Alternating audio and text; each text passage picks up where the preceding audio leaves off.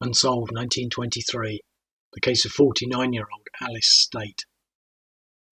Alice State was run over by a grey touring car in Uxbridge Road, Shepherd's Bush on the 23rd of August 1923. A large grey car was seen travelling around 30 to 35 miles per hour along the Uxbridge Road through Shepherd's Bush around midnight and knocking Alice State over while she was crossing the street, and then increasing its speed and driving off whilst people shouted for it to stop. Another person that had seen her get run over said that he had seen Alice State crossing the road very slowly when a large grey touring car flashed by and struck her. He said that the car then sped off and didn't swerve at all, but just went off in a straight line. A witness said that the man driving the car had been hatless. It was also said that there had been two other people in the car when it had happened, one of whom had been a woman sitting in the back. A policeman that saw the incident hailed a taxicab and tried to overtake the grey car, but it got away and the police were unable to subsequently trace it down. The policeman said that it was impossible to read the number plate because of a bright red light. It was thought that some of her injuries might have been caused by the car driving over her.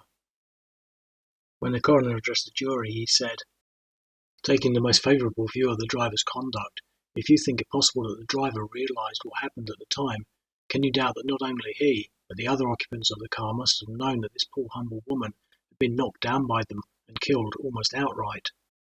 This case has received wide publicity. It has gone all over the length and breadth of England, and these people have not come forward.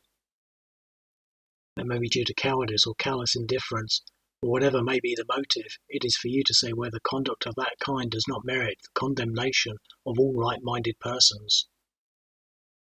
After hearing the evidence, the jury returned a verdict of manslaughter against some person or persons unknown.